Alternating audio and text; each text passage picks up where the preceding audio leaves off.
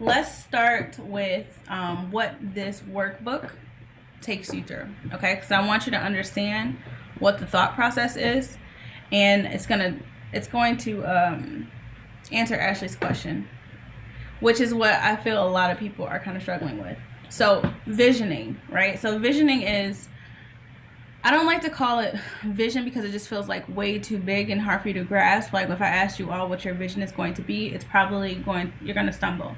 But if I ask you where you want to be in the next 5 years, you probably have an idea, right? And so wherever you want to be in the next 5 years, I encourage you to kind of go through this process and just kind of think about, where will your business be in 5 years? 5 years is just an arbitrary number. It's a small enough number where you won't say like, I want to be an astronaut, but it's a big enough number where you won't limit yourself. So a lot of these goals are somewhat limiting. Like you guys aren't really stretching yourselves like you really can. A lot can happen in a year, but that's okay. We're going to talk about that in just a second.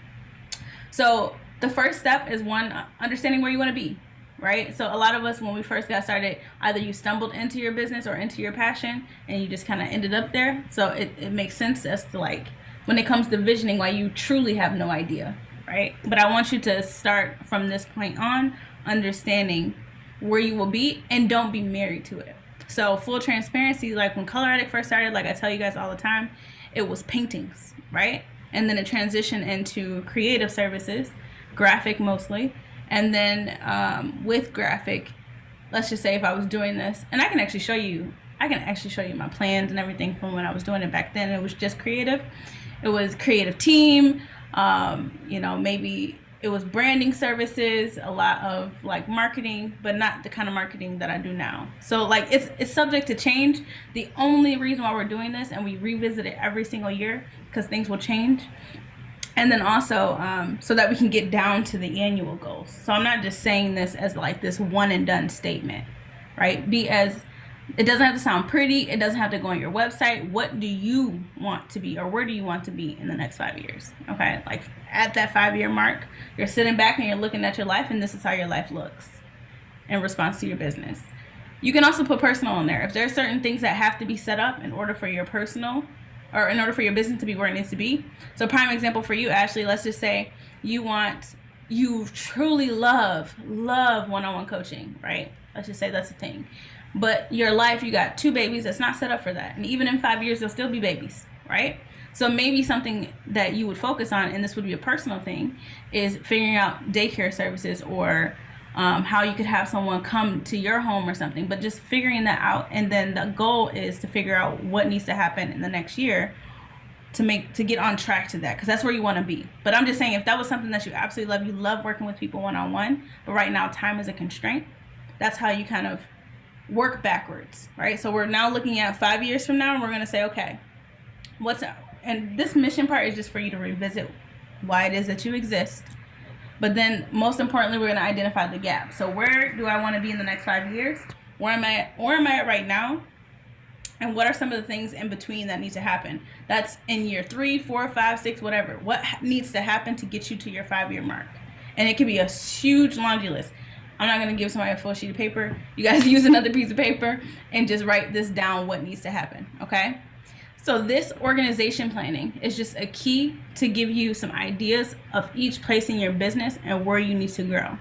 So what's missing, unfortunately for a lot of you, super proud of Kristen because she's got 1 on there, but human resources and customer service, or client experience. If you are a service provider, it's probably more something like client experience than customer service. But these 2 things are really, really important, because as a business, the most important thing that you have is people. Whether that's your team or whether that is your clients, we're all in the business of people. Okay, no matter what you do, even if you got products, people.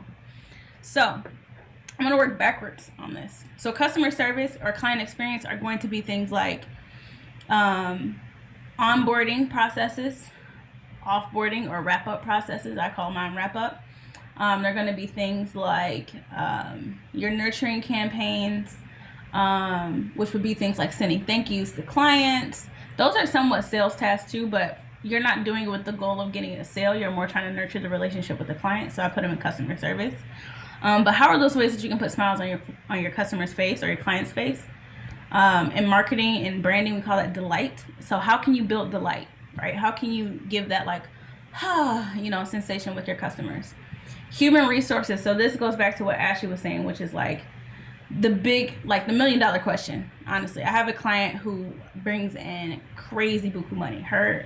She's well over 6 figures, and her biggest thing right now is capacity, right? So how can I hit my goals that I want to hit?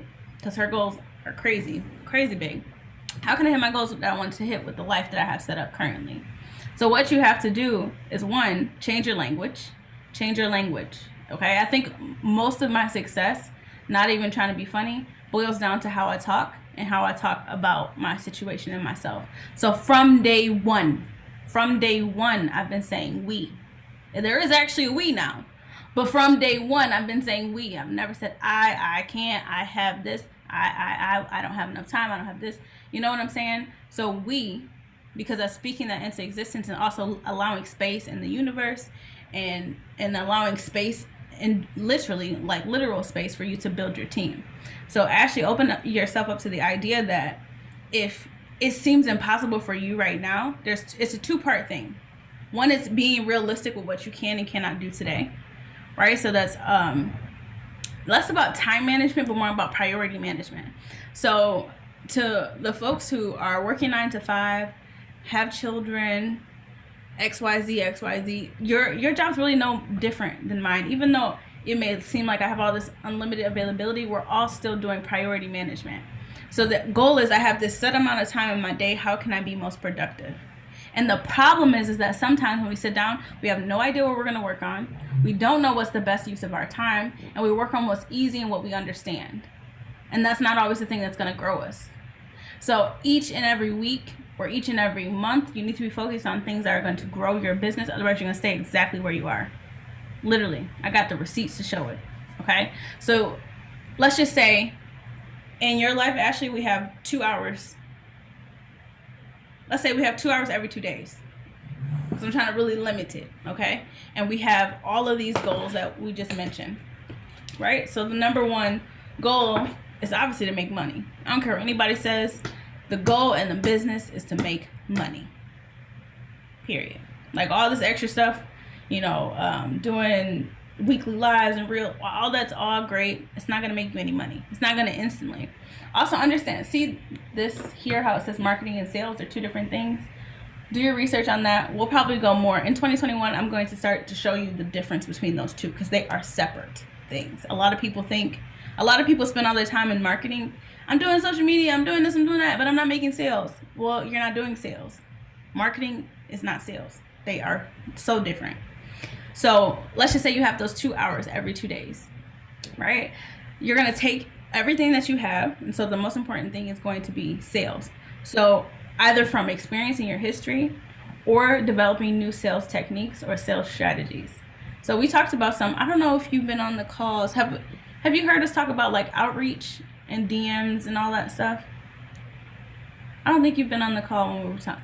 So some of the things that Nikita and I think maybe Kristen was doing was some DM outreach. But there's so many different types. But basically sales is more of a one-to-one, right? It's not like, hey, I got this thing, anybody want some? Sales is really one-to-one. It could also be done in a workshop. It could be done in emails, but it's much, much more intentional than marketing. Marketing can lead to sales, but it doesn't always, and it doesn't have to. Where sales is literally going to make somebody say yes or no, right? The wholesale, when someone calls you up on the phone and like, hey, I got, I don't know, DTE. I don't know. DTE doesn't call you on the phone. But anyways, someone calls you on the phone, they say, hey, I'm from Beachbody and I want to make you look right, blah, blah, blah. They're looking for a yes or no answer. So whereas sales, it would be them marketing to you, or I'm sorry, where marketing would be you seeing an ad on social media. It's not going to quite make you want to just jump unless they really did a really great job. So you're going to spend a lot of your time in sales because you're limited. That's the most thing you want to focus on is this area here. Okay, and we can go deeper on that. I believe we have a workshop scheduled. I might shift things around a little bit. Maybe I'll shift things around so we can do a workshop sooner than later on sales. Because sales is the one thing that I see so many people not doing. And it was honestly a huge switch for me in my business as well when I first started. I can send you the old recordings. I do have access to them and pretty easily. Just bear with me because the beginnings of them, they sometimes will have our team huddles in the beginning because we huddle before this. But just skip on past it. But I will try to, I'm making a note right now to send them to you. I have them all. Zoom be sending me emails like, you're out of storage, you're out of storage. Leave me alone. Oh, 1 second, I'll make a note. All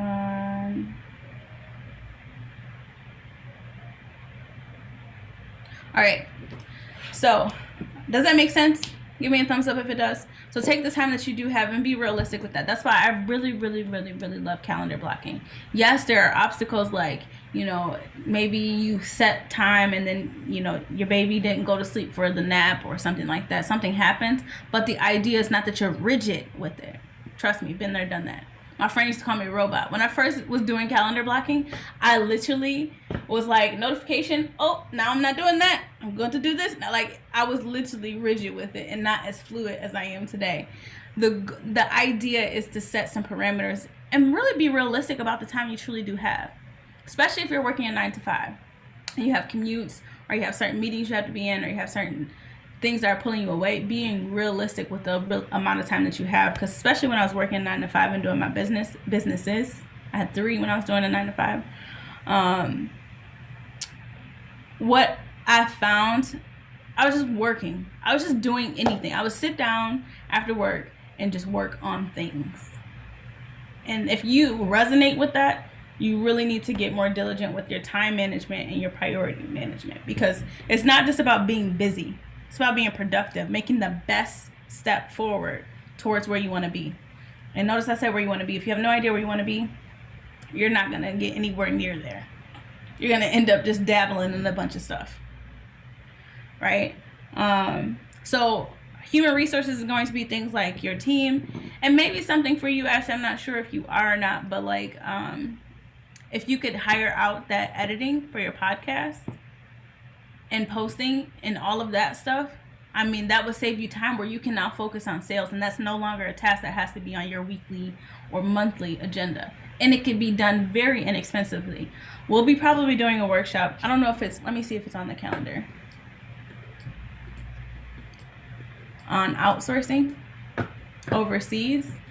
That's the most inexpensive way that I recommend for new business owners,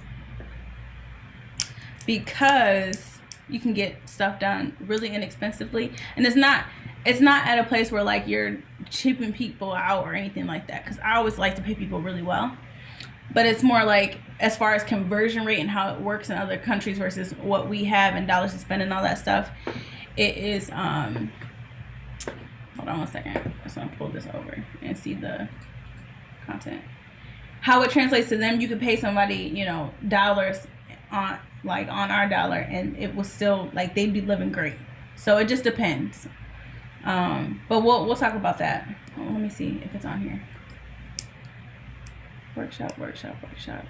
Hiring, yeah, we do have it. I'm gonna make one specifically about overseas, because that's gonna be your biggest bang for your buck.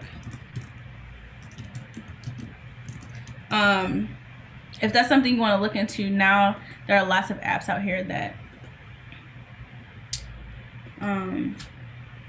allow those sorts of things, allow you to connect with those sort of people. If you're like, how do I even do that?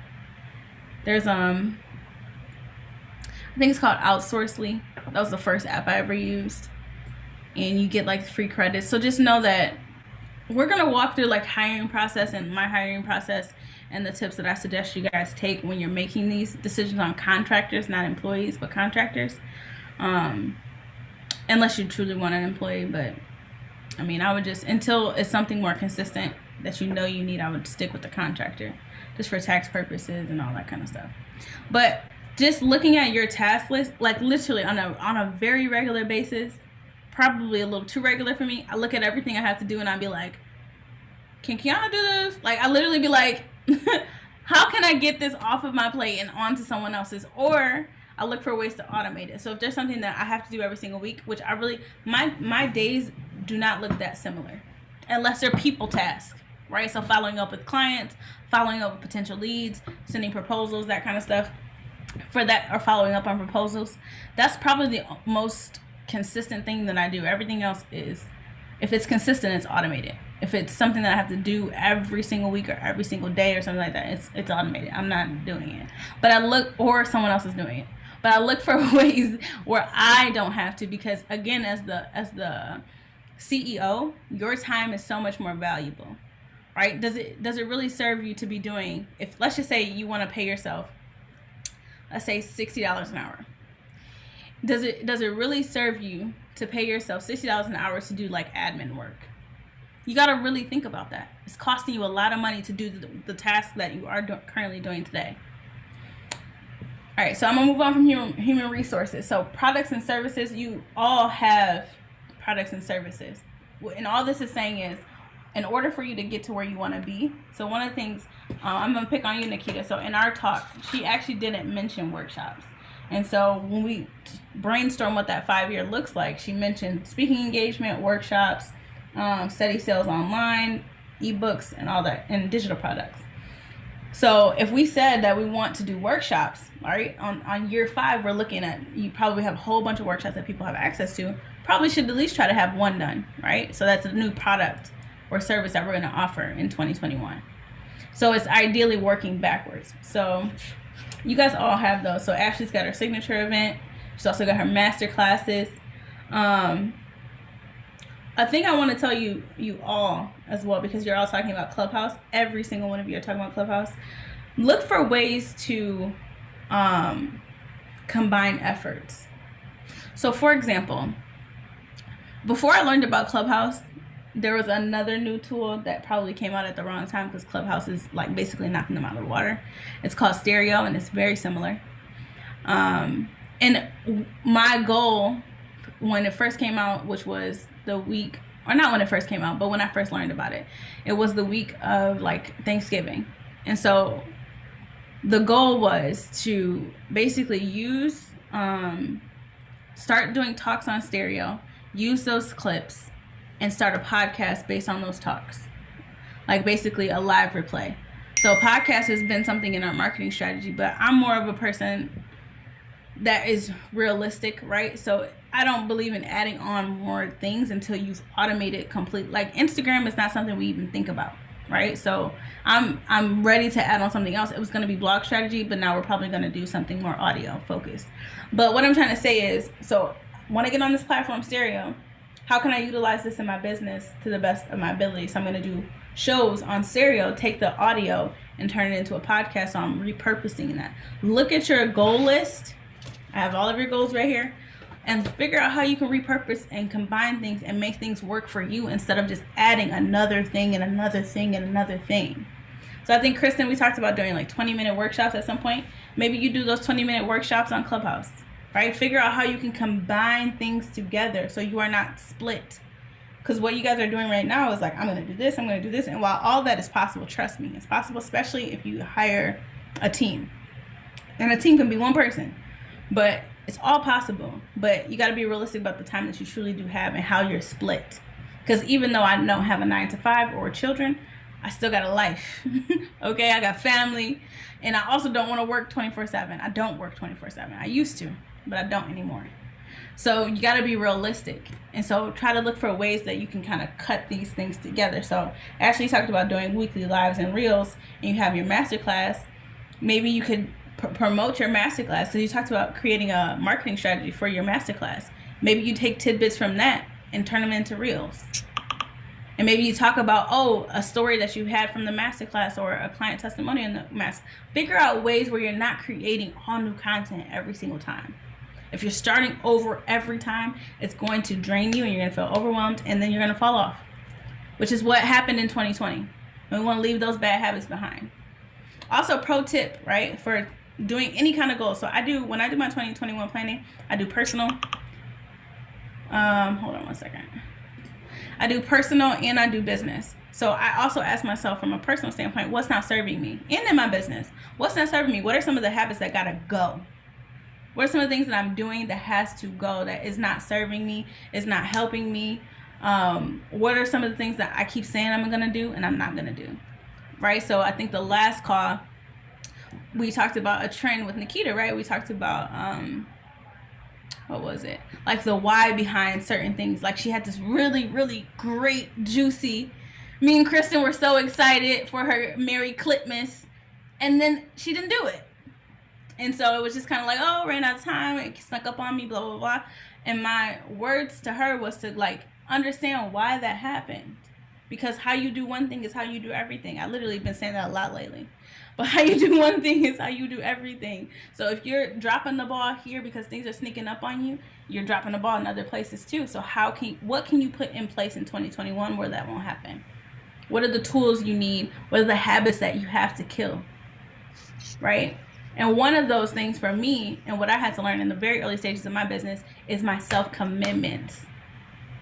Commitments to myself have to be top priority. Because the problem is in your businesses right now. They're so young that if things don't happen, it's not a big deal.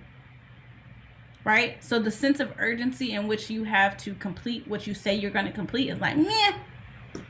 But best believe, and my suggestion to Nikita last week was, teasing it on that story, and she thought or assumed that someone was waiting on it, she'd get that stuff out.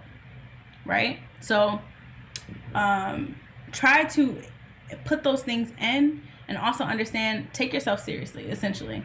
Right? So Kristen, that long list of goals, it's actually not really long, but I'm going to go over each, not each goal, but each feedback that I have overall for the goals after I finish this walkthrough real quick. So business operations are going to be anything that you work day to day that doesn't have to do with these areas. So business operations can be things like website updates. They can be things like following up with, or like even like business systems, right? It could be your finances. It could be bookkeeping if you don't have a bookkeeper or accountant. It could be checking out, like for me, I spend a lot of time like strategic planning, so I look at a lot of analytics. I build my dashboards.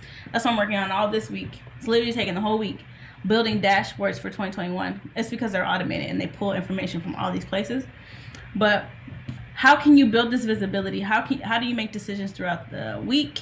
What do you need to make those decisions? Thinking through those kind of things, those operational, just day-to-day stuff that needs to happen. What are the things that when you sit down to do marketing, but other things come up, those are probably business operations. It's going to vary from each business, but these are just, let's just say if you have no process to, a good one, well, it's not going to be a relatable one, but like one of the things that was slowing us down was reviews for social media. So, let's just say if Keanu's working on content, it would be someone else's job to review it. And now it was my job, but I'm not doing it no more because I don't have time for that. So essentially what I'll be implementing in 2021 is peer reviews, where someone else on the team will be looking at someone else's work before it ever comes to me. And if it ever comes to me, because I would rather not spend my time checking spelling errors, and I don't want to do that. I have much better things to do. So those are different like business systems, business operational things that you should be thinking about what needs to happen in 2021, again, to get me to my 5-year goal. And it can be just like building the baby system to start with. Even if there's no one to put it through, you still need these systems like invoicing, proposals, any kind of stuff like that. And then sales, we already talked about sales. Marketing, I don't even have to go over marketing. Everybody got marketing. Y'all all know how to market. And so I'm not even gonna go on what like marketing goals will look like. You're very familiar. Just make sure that you have intentions about what you're trying to get with your marketing. All right, then the last worksheet is just at a high level to take these things. And maybe you don't, this isn't to say that every single thing you write down in these is for 2021. This is just organizational, what needs to happen to get where you want to be in the next 5 years, right? So let's just say you decide what you do want out of those and turn them into big rocks. If you have attended the quarterly planning intensive, which I think I might be making that a regular thing, but if you attended the quarterly planning intensive for Q4, big rocks are just giant projects that you're going to accomplish over the quarter. So the focus for the quarter, essentially. 1 or 2. I wouldn't say any more than that. And you can add a personal one on there if you want. But 1 or 2 business focused ones. You can add multiple personal ones if you want. But as from a business standpoint, which is why we meet here, I would say 1 or 2. Try not to do 3. A lot of people do 3. Don't. It never happens. From my experience, because they should be bigger things, not like Kristen talked about, start text marketing. That's like a smaller thing. It's like you did it, and now you just be consistent with it. Most likely, there's platforms that automate it too, so it's like a one and done type of thing. You do it every month, and now you're just doing it. Hopefully, all right. Any questions? Kristen, I saw you on mute. I want to make sure you didn't have any questions. Okay, perfect. So, going over your goals, and I know you guys, I don't expect you to like give me the full meat, so I'm not saying, again, none of my feedback is saying that it doesn't exist and you didn't think through it, but I want to challenge you all to make these really, really concise. So understand a goal is not a result, and so a lot of what you guys gave me are results, right? But I'm missing the how, right? So I know Ashley, for example, she talks about the podcast growing by 25%, but then she talks about how she's going to build a growth strategy.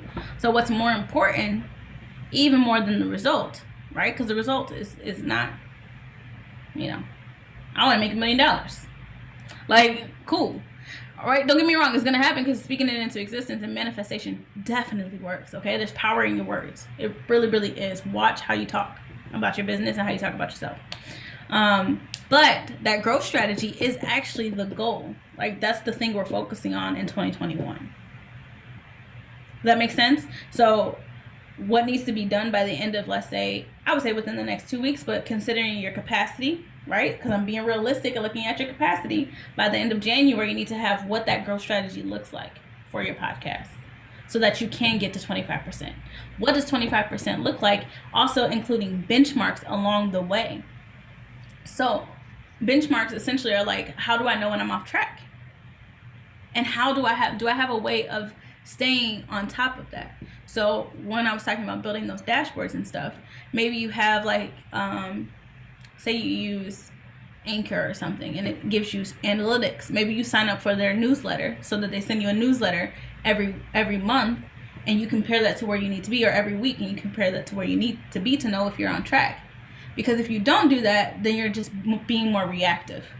So let's just say if we have 25%, growing your podcast with 25%, and we say that by 25%, that's getting 200 new subscribers every week. Then I get an email every week from Anchor, and it says, I got 112, my birthday. By the way, we don't have a session next week. It's my birthday. But let's just say we get 112 subscribers, and we've completely articulated, or not articulated, facilitated or executed our growth strategy. Something's off. Something's not working. So we need to tweak. And so now we're being proactive instead of reactive, versus if we say grow by 25%, that's 200 subscribers. And then month 3, we're in March, and we're looking like, wow, we only got 300 instead of 600 what we were supposed to get. Now it's nothing we can do about that, but improve going forward, ideally.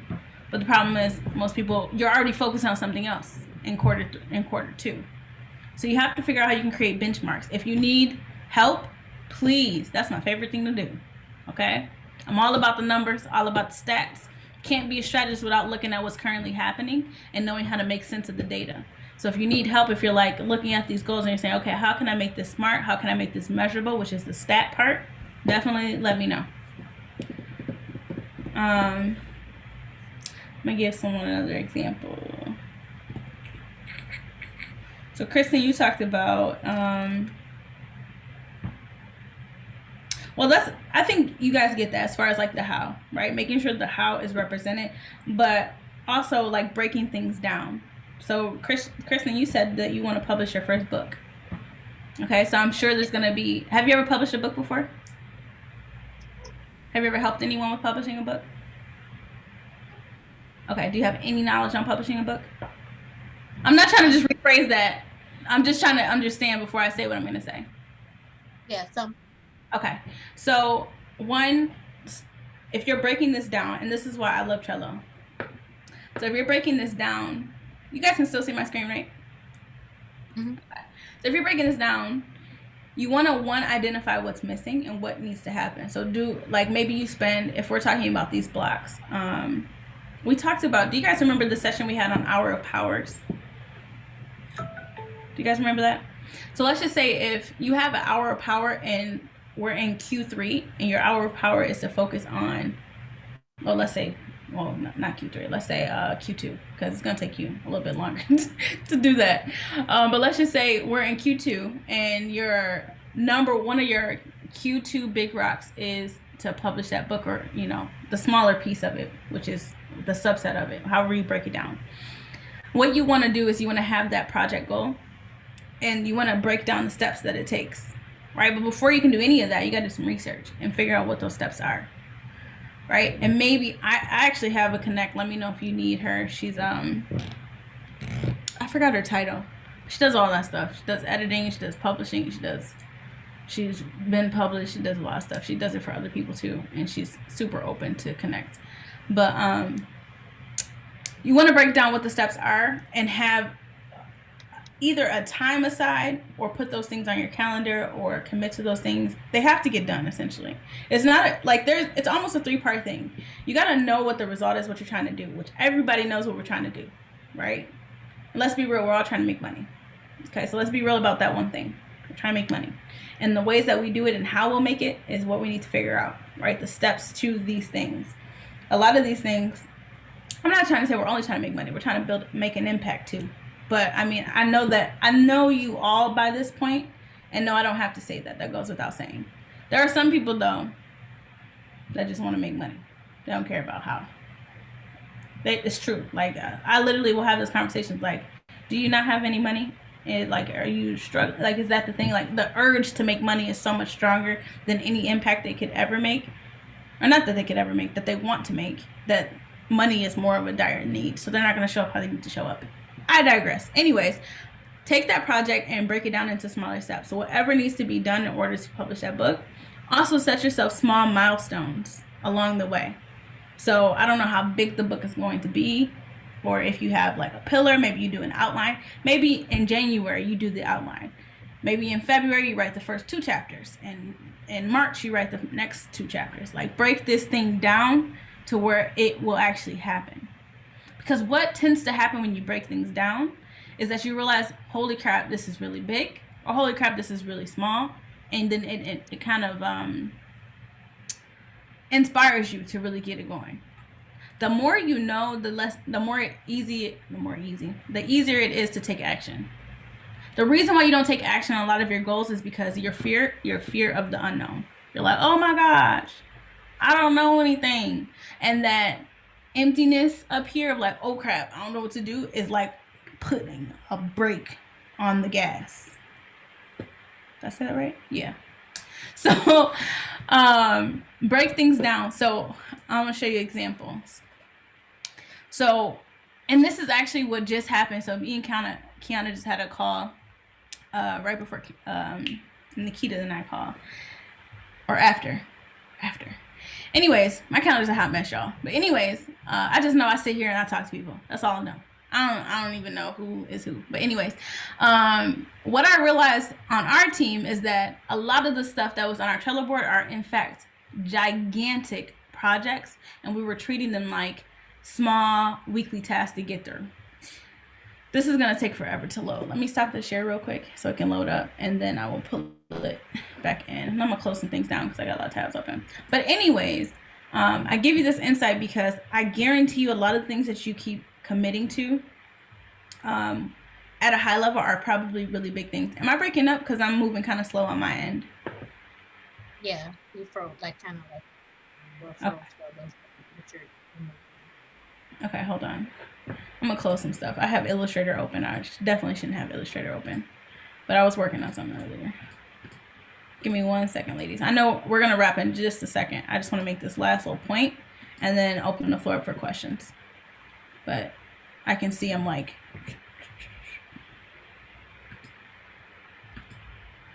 close. close.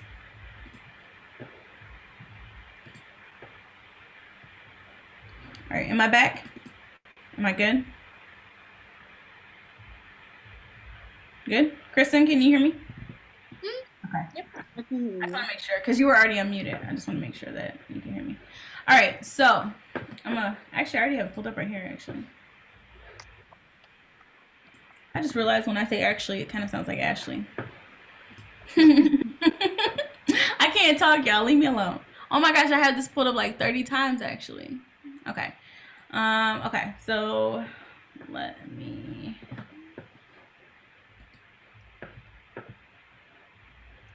What screen do you guys see? Your beautiful Trello board with all kind of prettiness and organization. So cute. Do you see my mouse? Yep. Okay, perfect. Because I got it pulled up on this screen too, which I could probably close now. All right, so these big pictures are just quick. Again, y'all might think this is pretty and it took a lot of time, but it did not. Okay, I went into Canva, I added a picture, I used my brand colors, and I typed over it what the project is. This does not take a lot of time. I promise you. Don't get caught up in the prettiness, okay? What's inside is most important. So essentially what these things are, some of them are conglomerates of like what's happened over the years and certain things we identify we want to work on. But see, like client management, this is kind of that like customer service, client experience, blah blah blah blah blah. But our booking process, so we got some documentation in here, some certain things that we want to set up. So one of the things is like SMS reminders for appointments, and then we have an automation that I started on the automation, and I just need to finish setting it up. But essentially that's it, just making sure that whole process is streamlined, set up, ready to go. But originally we were treating this as like a 1 week thing when the automation is actually very complex. It's very complex. So what you need to look at is how big are these things? How long do I think they will take? And be realistic. And I know you'll know these things over time too, like your capacity and what you can truly get done. But let's just say that one signature event, okay? And I'm guessing that's just for this year. I'm probably sure you're probably going to do like 2 or 3 or 4 a year or something like that. Maybe you'll do 1 a quarter in the future. But let's just say, right? So let's just use that exact example. I just got my juices flowing.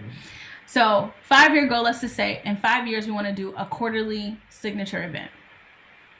What are some of the processes and stuff that need to be in place in order to streamline that? Right? So maybe like ticket sales or registration process or something like that is a goal that you can easily work on this year to get you where you want to be. And it's not from a matter of like, maybe you just figure out what works for you and using this signature event as the guinea pig to figure out what your registration process is going to look like. Everything, in order to get out more events, it has to be a streamlined thing. Unless you hire out. But even then, it's streamlined for them and they're just bringing their process to you. But it has to be a streamlined thing. So again, it's looking at your 5 years and saying, okay, I want to be here. What can I do? Or what needs to happen? Even outside of this year, what needs to happen in order for me to get there? And what are the things that I can pick off of this list to try to either test, test, pilot, or try or solidify or build a process. I know a lot of you, like, what invoices systems are you? We're going to do something on invoices too, by the way, invoices and proposals. What I'll probably do later this week is I'll send you guys a list of all the upcoming workshops we have, and I'll let you guys pick which is the most important to you. Because that'll probably be the best thing to do rather than me just going off of our calls. Because what's most important currently. And trust me, marketing is not something that I want you guys to focus on. A goal that I want all of you to add is how to automate your marketing strategies. Okay? Because marketing is not something that I want you to be. As a CEO, no CEO is spending their time with marketing. So I want you to figure out how can I automate or streamline my marketing efforts. So maybe that's batching content and being realistic with the content that you can truly batch. So if you've already said, hey, I'm going to work on my content every month in the beginning of the month, and it's not happening, you either work on less or you plan your content for 3 months in advance, which we got some posts coming out about all of our content. All of our content for January, by the way, is about planning content. So definitely keep a tabs on that, because we're going to give a lot of gems around planning content for months in advance. We plan 3 months in advance. But everyone should be having that goal of, how do I automate and streamline this process so that it is off of your things to do? And also, how can I automate and delegate and outsource other things that I'm currently doing in my business? All right, so it's a little bit over, but I'm gonna leave like 5 minutes, and then I will follow up with all of you to get your action items for next week. But does anyone have any questions?